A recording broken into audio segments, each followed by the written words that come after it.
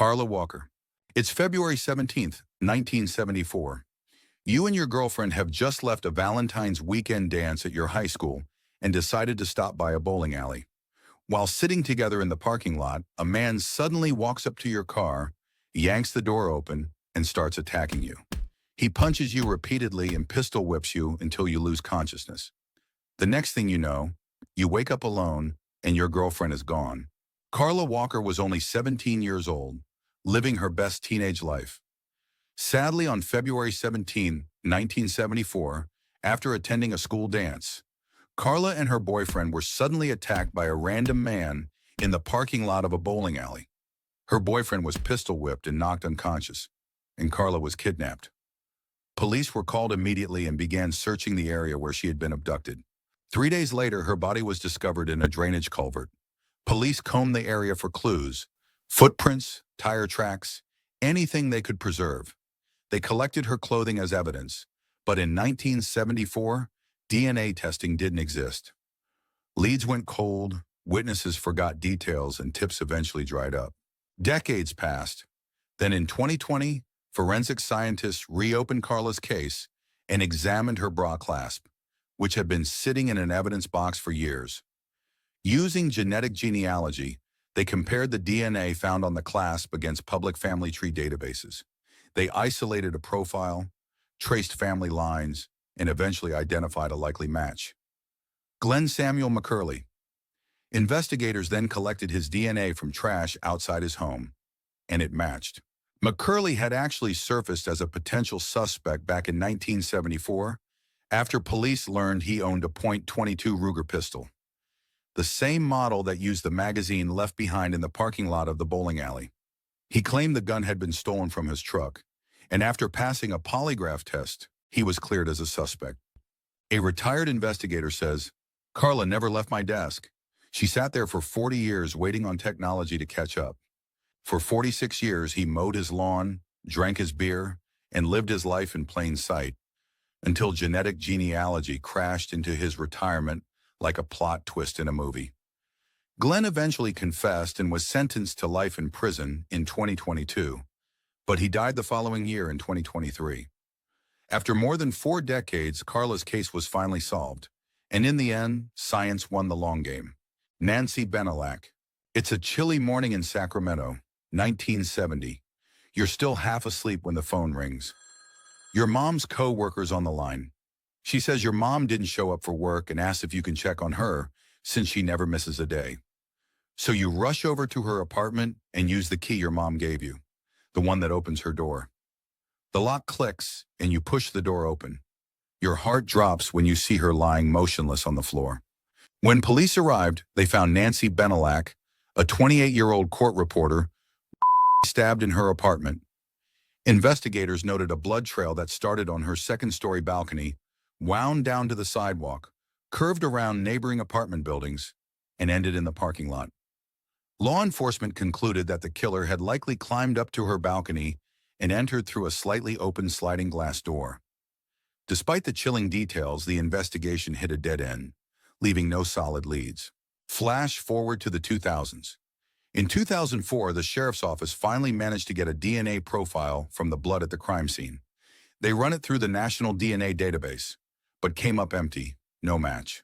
Once again, the case went cold. Then in July 2022, with advancements in forensic technology, authorities took one more shot at the case, and it paid off. They identified Richard John Davis as the likely killer. Davis had lived in the same apartment complex as Nancy at the time of her murder. He had died in 1997 from complications related to alcoholism, so he was never prosecuted. But at last, Nancy's family finally received the closure they had waited decades for. Rita Curran. It's a quiet morning in Burlington, Vermont, June 20th, 1971. You've just returned from your early shift, and the apartment feels unusually silent. Normally, your roommate Rita would be up by now, making breakfast. You walk down the hallway toward her bedroom and knock on the door. No answer. Heart pounding, you push it open, and there she is, Rita, lying motionless on her bed. Rita Curran was a 24-year-old teacher who had recently moved out of her parents' home. excited to begin the next chapter of her life. Tragically, that new chapter lasted only a few months, when on June 20th, 1971, her roommate discovered Rita beaten and strangled to death in their apartment.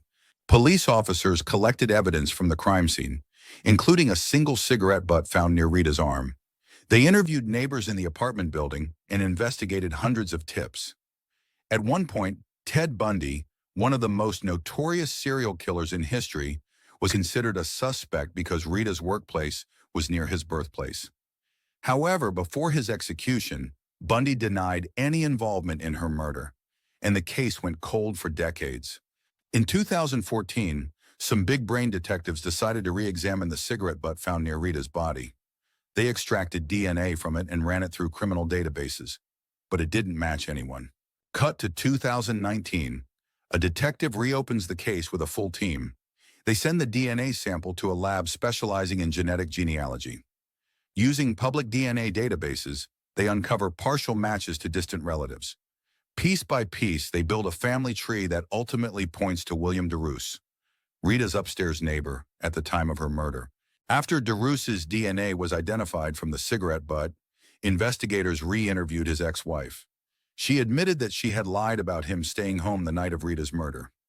In reality, he had left their apartment for a cool-down walk after an argument and later told her to deny it, fearing police suspicion due to his criminal past. Adding to the evidence, detectives also tested Rita Curran's housecoat and found DeRoos's DNA there as well, further confirming his presence at the scene. DeRoos died in 1986. There was no trial, no prison, but justice in name. Police officially closed the case, and Rita's family finally had answers. Susan Galvin. It's a late summer night in Seattle, July 9th, 1967. You're finishing up your shift as the elevator attendant at Seattle Center and begin your rounds through the parking garage. When you reach the elevator on the upper level, you push the doors open and freeze. Inside, a person is lying motionless on the floor. Susan Galvin was a 20-year-old records clerk working for the Seattle Police Department in 1967. Known by friends and colleagues as smart, responsible, and ambitious, she was just starting her adult life and career. Until her life was tragically cut short that July night. When police arrived at the scene, they determined that Susan had been raped and strangled to death. They questioned dozens of people and, in a bizarre twist, even investigated a clown as a potential suspect. But they couldn't build a case. With the forensic tools of the time-limited and DNA testing still decades away, the investigation went cold. Decades passed, but the DNA from Susan's clothes remained preserved. In 2018, Seattle PD sent the sample to a lab where forensic genealogists built a family tree using the decades-old DNA. It led straight to Frank Wypeek, a former soldier and security guard at the mall where Susan's body was found. Wypeek had died in 1987, so police had to dig up his remains to extract DNA, and it matched perfectly, finally solving the cold case. The case was finally closed. Susan's murderer had been identified decades later, and her death was no longer just a ghost story, giving closure to a case that haunted Seattle for over 50 years. Helene Pruszynski. It's a crisp January morning in Denver, Colorado, January 16th, 1980. You're taking your usual early walk through the fields near the outskirts of town. As you round a bend, something catches your eye. A figure lying in the grass. At first you think it's a dead cow, but as you get closer you see that it's a young woman, motionless, her hands bound behind her back. Helene Pruszynski was a 21-year-old intern at KHOW Radio in Denver, Colorado. She was ambitious and hardworking. She was just beginning her career in broadcasting and excited to make her mark, until her life was tragically cut short that January morning in 1980, when a passerby found her body in a vacant field. When police arrived on the scene, they determined that Helene had been raped and stabbed. Investigators searched the area for clues, interviewed neighbors, and followed hundreds of leads, but found nothing concrete. They could only work with the clothes she was wearing. Forensic technology at the time was limited, and with no DNA tools beyond basic blood typing, the case went cold for decades, leaving her murder unsolved and haunting the community. Fast forward to 2019. Forensic genealogists extracted a degraded DNA profile from Helene's clothes and uploaded it to public genealogy databases. Piece by piece, they built family trees, tracing distant relatives and slowly closing in on a potential suspect. Investigators traced the DNA to Curtis Edward White, a name he later changed to. To confirm the match, detectives collected his DNA from a beer mug he had used in a bar. Yes, like something out of a crime show. When they compared it to the DNA from Helene's clothes, it matched perfectly, finally identifying her killer. White confesses to the crime and is sentenced to life in prison. After decades, Helene's case is finally closed. A brutal murder solved thanks to the power of genetic genealogy, bringing long-awaited justice to her and her family. As we wrap up this video, I just want to say that it's really heartbreaking to see how many killers escape justice simply because they died before they could be held accountable. But thanks to advances in forensic science, their identities no longer stay hidden. Even if justice comes late, the truth still matters, and families finally get the answers they deserved. Thank you for watching, and if you like this video, subscribe for similar ones, and I'll see you next time.